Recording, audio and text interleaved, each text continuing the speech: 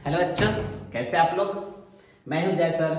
तो बेटा आज लोग हम डिस्कस करेंगे सिंपल सा topic Newton's law of motion के टॉपिक डिस्कस करेंगे कांटेक्ट फोर्स, है ना। तो कांटेक्ट फोर्स के बारे में हम डिस्कस करेंगे। ये मैं आपसे वादा कर सकता हूं कि कांटेक्ट फोर्स मेरे लेक्चर कंप्लीट होने के बाद आपसे वो क्वेश्चन जम जाएगा, सदियों पुरानी क्वेश्चन आपसे जम जाएगा। इसका मैं आप वो क्वेश्चन सॉल्व करोगे, इसका मैं गारंटी देता हूँ। बस बने रहिए मेरे साथ। चलिए हम डिस्कस करते हैं कांटेक्ट फोर्स। देखिए बेटा, कांटेक्ट फोर्स में चार प्रकार के फोर्स आते हैं। कांटेक्ट फोर्स में चार प्रकार के फोर्स आते हैं। They are mainly normal force, जिसको हम बोलते हैं नॉर्मल रिएक्शन। सेकंड होता है टेंशन फोर्स बेटा, टेंशन फोर्स जो स्ट्रिंग में लगती है। और थर्ड होते हैं स्प्रिंग फोर्स, जो स्प्रिंग में लगी रहती है, स्प्रिंग फोर्स। ठीक है। और फोर्थ नंबर का होता है हमारा फ्रिक्शनल फोर्स। ये कांटेक्ट फोर्स हो गया। तो बेटा ऐसा कांटेक्ट होता है, वैसे नॉन कांटेक्ट भी फोर्स होता है, नॉन कांटेक्ट फोर्स। अब उसमें क्या क्या देखिए, नॉन कांटेक्ट फोर्स में क्या आएगा। सबसे पहले आपको पता है ग्रेविटेशनल फोर्स नॉन कांटेक्ट है। अच्छा, सेकंड इलेक्ट्रोस्टैटिक फोर्स, ये भी क्या है, नॉन कांटेक्ट फोर्स है। दो चार्ज के बीच में बिना कांटेक्ट के भी फोर्स अट्रैक्शन और रिपल्शन होता है। अच्छा, तीसरा क्या होता है मैग्नेटिक फोर्स, ये भी क्या है, नॉन कांटेक्ट फोर्स। ठीक है ना, contact and non contact force. इसमें से ये जो तीन फोर्स है, कंजर्वेटिव होता है, ये नॉन कंजर्वेटिव होता है। उसके बारे में हम तो आगे डिस्कस करेंगे। ठीक है। तो आज हमारा टॉपिक रहेगा नॉर्मल फोर्स के बारे में हम डिस्कस करते हैं। इस लेक्चर में हम नॉर्मल फोर्स के बारे में डिस्कस करते हैं, थोड़ा सा टेंशन फोर्स तक भी टच करने की कोशिश करेंगे। ठीक है, चलिए। तो पहले हम नॉर्मल फोर्स के बारे में पढ़ने के पहले बेटा, हम नॉर्मल फोर्स पढ़ने के पहले थोड़ा सा एक फिजिकल क्वांटिटी होता है जिसका नाम है वेट। आपको भी पता है वेट, आपका भी वेट, हम भी वेट वॉशिंग मशीन में हम करते हैं, वेट निकालते हैं। ठीक है। तो वेट डिनोटेड बाय WT, हमेशा WT से डिनोट करते हैं। अच्छा, वेट यानी क्या होता है mg, एक वेक्टर क्वांटिटी जिसका direction always directed toward the centre of circle, हम बोलते हैं डाउनवर्ड, है ना, डाउनवर्ड। अच्छा, डाउनवर्ड का मीनिंग क्या होता है, डाउनवर्ड वेट का डायरेक्शन कैसे था, डाउनवर्ड का मीनिंग क्या होता है बेटा, एक्चुअली क्या होता है देखिए। डाउनवर्ड का मीनिंग, जैसे कोई ऑब्जेक्ट यहां पे रखा है, कहां रखा है, ये द अर्थ सरफेस है, ये अर्थ है, द अर्थ। ठीक है। इसका मास है m, इसके ऊपर वेट लगी है, कितना लगी है mg, which is directed toward downward. यहां पे ठीक है, मैंने ऑब्जेक्ट यहां पे रख दिया बेटा, मैंने ऑब्जेक्ट यहां पे रख दिया, इसका डाउनवर्ड का नीचे होगा, बोलिए, इसका डाउनवर्ड नीचे होगा नहीं। इसका मीनिंग क्या होता है, which is directed toward the centre of the circle और toward the centre of the earth. जैसे ऑब्जेक्ट यहां पे रहेगा, इसका भी मास m होगा, इसका वेट ऐसा रहेगा, इसको भी बोलेंगे हम डाउनवर्ड। क्योंकि हम लोग कैसे होते हैं, हम लोग ये कंसीडर कर सकते हैं कि हम लोग ये कंसीडर करके चलते हैं कि हम अर्थ सरफेस पे है, अर्थ हमारे पैर के नीचे है, ऐसा, इसलिए हम इसको क्या बोलते हैं, डाउनवर्ड। अब यहाँ पे भी जो बैठे वो भी बोलेगा अर्थ उनके पैर के नीचे है ना, यहाँ पे भी जो बैठे वो भी बोलेगा अर्थ उनके नीचे है। ठीक है ना। तो इसलिए हम बोलते हैं always it is directed towards the downward, बोलते हैं actually it is directed toward the centre of the अर्थ। ठीक है। तो mg वेट यानी क्या होता है, mg होता है जिसका यूनिट क्या होता है बेटा, यूनिट जो होता है kgf लिखते हैं, और इसको न्यूटन में लिखते हैं, 10 न्यूटन लिखते हैं, और 9.8 न्यूटन भी लिखते हैं। kgf में लिखिए या न्यूटन में लिखिए, ऐसा होता है। ये 9.8 कीमत टन लिखा जाता है। एक वेक्टर क्वांटिटी है, जिसका मैग्नीट्यूड डायरेक्शन दोनों होता है, वेक्टर क्वांटिटी है। ठीक है बेटा, ये क्या है, एक वेक्टर क्वांटिटी है। अच्छा, और क्या होता है बेटा, ये होता है कि weight place to place change होता है, weight place to place change होता है, क्योंकि जी के वैल्यू चेंज होते रहता है। जैसे अर्थ के सेंटर पे जी के वैल्यू 0 होता है, आपने 10th स्टैंडर्ड पढ़ रखे हैं, है ना। जैसे अर्थ है, अर्थ के यदि सेंटर में जाएंगे, ये सेंटर जिसको हम कोर बोलते हैं, यहाँ पे जी के वैल्यू कितना होता है सर, यहाँ पे 0 होता है। जैसे अर्थ सरफेस हम ऊपर ऊपर चलते जाएंगे तो जी के वैल्यू कम कम होते जाएगा, एक्चुअली अर्थ का शेप तो ऐसा होता है बेटा, है ना, इसको बोलते हैं इक्वेटर, इसको क्या बोलते हैं इक्वेटर। तो इक्वेटर में क्या होता है, जी का वैल्यू कम होता है बेटा यहाँ पे, और पोल में जी का वैल्यू क्या होता है, पोल में जी का वैल्यू ज्यादा होता है, मोर होता है, ठीक है बेटा। तो इसलिए प्लेस टू प्लेस क्या हो जाएगा, ये वेट का वैल्यू, इसलिए क्या होता है, ये change place to place change होता है, place to place change, weight क्या होता है, प्लेस टू प्लेस चेंज होता है। तो वेट यानी क्या होता है, mg, वेट यानी क्या होता है, mg। देखिए अब ये पढ़ना थोड़ा सा जरूरी था, ये पढ़ना थोड़ा सा जरूरी था। नेक्स्ट इज हमारा जो मेन टॉपिक था वो था normal force, normal reaction.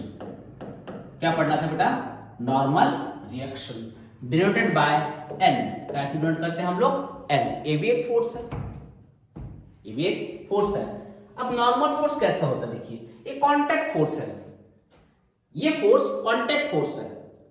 Surface act on body, कोई सरफेस पे है, मैं जैसे इस चीज को समझाने की मैं कोशिश कर रहा हूं। देखिए ये कोई ब्लॉक रखा है आपने, कहां रखा है, इस सरफेस के ऊपर एक ब्लॉक रखा है, ठीक है, सरफेस के ऊपर ब्लॉक रख दिया, ब्लॉक का मास है m, तो इसके ऊपर वेट लगी है mg। अब ये सरफेस ने इसके ऊपर क्या किया, दूसरे फोर्स अप्लाई कर दिया जिसका नाम होता है नॉर्मल रिएक्शन। मतलब force acting by the surface on the body, क्या बोल रहा हूं, force acting by the surface on the body, in which surface, in A contact surface.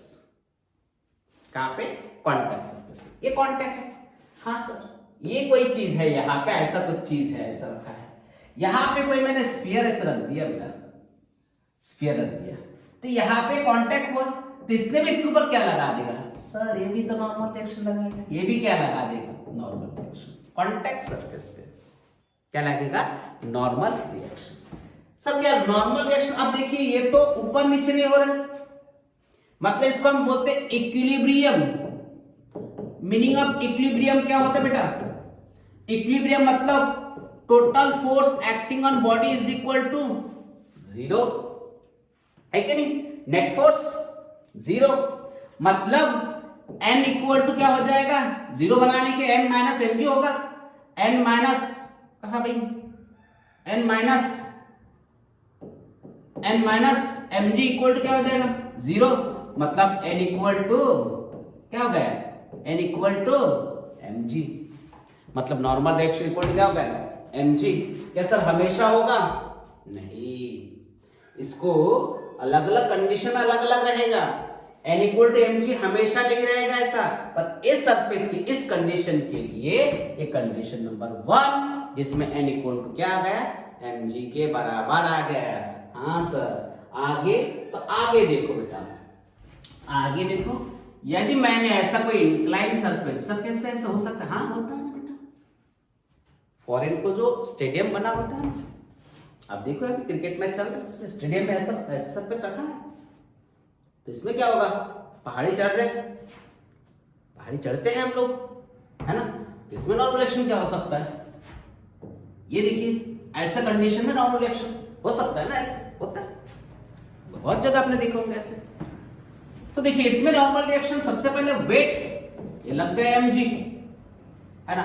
अब ये वेट, ये थीटा है, ये कितना हो जाएगा 90 माइनस थीटा, तो इसको रिजॉल्विंग कंपोनेंट निकाल दे, तो क्योंकि बैलेंस नहीं है वेट, वेक्टर में हमने पढ़ा चुके आपको, है ना।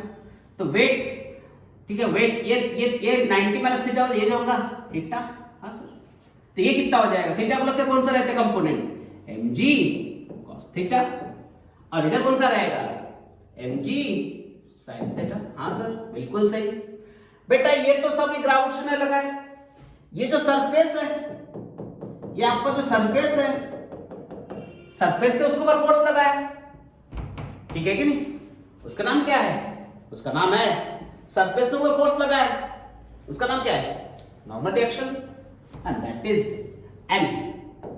अब मुझे बताइए इस कंडीशन में n इक्वल टू, क्योंकि ऊपर नीचे तो नहीं हो रहा, नेट फोर्स जीरो है, तो n इक्वल टू किसके बराबर है, mg cos थीटा के बराबर है। ये भी फॉर्मूला को काम में लगेगा, ठीक है। यहां पे देखिए पहले क्या था mg, अभी क्या आ गया mg cos theta, condition change हो गया, mg भी चेंज हो गया, और कहां पे ये तीसरा कंडीशन ले रहा हूं, ये आपका दूसरा कंडीशन था, ठीक है। तीसरा कंडीशन क्या होगा, एक चीज यहाँ पे एक दीवार है, हाँ सर, तो मैंने एक ब्लॉक ऐसा पकड़ के रख दिया, उसमें एफ इतना फोर्स लगा दिया, मतलब ऐसे दीवार को ब्लॉक को ऐसे पकड़ के रखा, ठीक है सर। तो क्या किया, मैंने पकड़ा तो दीवार ने भी उसके ऊपर क्या लगा दिया, नॉर्मल फोर्स। अब वो तो दीवार फोड़ के बाहर नहीं जा रहा है, समझ में, या दीवार मेरे तरफ भी नहीं आ रहा है, तो नेट फोर्स क्या हो जाएगा, 0।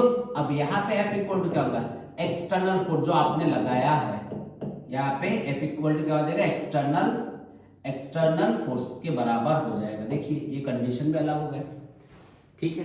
अब चौथा कंडीशन देख लीजिए आप, चौथा कंडीशन क्या है, चौथा कंडीशन ये है बेटा, जैसे मौत का कुआं आपको पता है, ठीक है, मौत का कुआं, डेथ वेल, उसमें होता क्या है, जो मोटरसाइकिल वाला आता है ऐसे गोल गोल घूमता है, तो वो जो दीवार ऐसे लगता है, हम देखोगे तो दीवार नीचे देख के ऐसे दिखेगा तुमको, ऐसा है ना। तो यहाँ पे मोटरसाइकिल ऐसे चिपक के है, मतलब चिपक के मतलब ऐसे चिपक के चल रही है, कार चला दिया मैंने, ठीक है बेटा। ये चिपकाने वाला फोर्स कौन है, इसको चिपका के रखने वाला फोर्स कौन है, उसको बोलते हैं सेंट्रीफ्यूगल फोर्स बेटा, सेंट्रीफ्यूगल, कौन सा फोर्स, सेंट्रीफ्यूगल फोर्स बेटा। और उसका फॉर्मूला होता है बेटा mv²/, क्या होता है बेटा, उसका फॉर्मूला होता है mv²/, जो mv²/, उसने उसको पकड़ के रखा और वो फिर ऐसे घूम रहा है, किसने पकड़ कर, mv²/r ने ऐसे पकड़ के रखा, वैसे घूम रहा है। वो जिस दिन mv²/r नहीं रहेगा तो धार से नीचे गिर जाएगा नहीं, उसके लिए और रिस्पॉन्सिबिलिटी है, ठीक है। तो अब फिर ये जो सरफेस, इसने इसके ऊपर क्या लगा दिया, नॉर्मल रिएक्शंस, इसको इसने क्या लगा दिया, नॉर्मल रिएक्शंस। अब बताइए बेटा, वो तो जो सरफेस जो है, जो लकड़ी से बना हुआ है, वो तो ऐसे फोड़ के बाहर नहीं जा रहे, कार तो ऐसे घूम के आ रहे हैं ना, ठीक है। तो कार ऐसे घूम के आ रहा है, मतलब क्या हो रहा है, वो दीवार भी इधर उधर नहीं हो रहे और कार भी स्मूथली ऐसे ऐसे घूम रहे हैं, तो मतलब वहां पे क्या है, नेट फोर्स 0 हो गया। कौन से डायरेक्शन में, हॉरिजॉन्टल डायरेक्शन में। तो इसलिए हम बोल सकते हैं कि N = mv²/r। ये कंडीशन होगा चौथा कंडीशन, ये चौथा वाला कंडीशन। एक होता है ब्लॉक वाला, पांचवा कंडीशन क्या है देख लीजिए, जैसे कोई एक ब्लॉक यहाँ पे रखा है, ये दूसरी ब्लॉक यहाँ पे रखा है, अब ये ब्लॉक ऐसे मूव हो रहा है विद a एक्सेलरेशन से, एक फोर्स हमने इधर से लगा दिया है, तो ये दो ब्लॉक के बीच में कांटेक्ट हुआ, तो दो ब्लॉक में जो कांटेक्ट हुआ तो यहाँ पे क्या बना, नॉर्मल रिएक्शन, यहाँ पे भी क्या बन गया, नॉर्मल रिएक्शन। दो ब्लॉक के बीच में भी कांटेक्ट सरफेस में भी क्या बनेगा, नॉर्मल। सिर्फ यहाँ पे बनेगा, बोल नहीं सर, कांटेक्ट तो सिर्फ यहाँ पे नहीं हुआ, नीचे भी होगा, तो नीचे भी बेटा यहाँ पे भी बनेगा नॉर्मल रिएक्शन, ये भी बनेगा एक नॉर्मल रिएक्शन। ये N1 रहेगा तो ये क्या रहेगा, N2 का। और एक कंडीशन कैसे होता है, ये कोई ब्लॉक है, एक ब्लॉक है, एक ब्लॉक के बाद दूसरे ब्लॉक रख दिया, देखिए यहाँ पे भी कांटेक्ट है, तो यहाँ के एक नॉर्मल रिएक्शन रहेगा N1, और इसने भी इसके ऊपर लगाएगा एक नॉर्मल रिएक्शन, वो क्या आ जाएगा, N2। तो दो नॉर्मल रिएक्शन, तो पूरे जहां नॉर्मल रिएक्शन आ रहे थे, जिस कंडीशन में नॉर्मल रिएक्शन, वो पूरी चीज मैंने आपको बताया, ठीक है बेटा। चलिए एक दो न्यूमेरिकल्स बनाते हैं इसके ऊपर, क्लियर हुआ, चलिए ओके। तो देखिए कि हमने बोल दिया कि कोई, चलिए इसके ऊपर न्यूमेरिकल्स बनाते हैं। ये दो ब्लॉक है, ये दो ब्लॉक है, ये 3 kg का ब्लॉक है, ये 2 kg का, नहीं सॉरी, ये 5 kg का ब्लॉक है,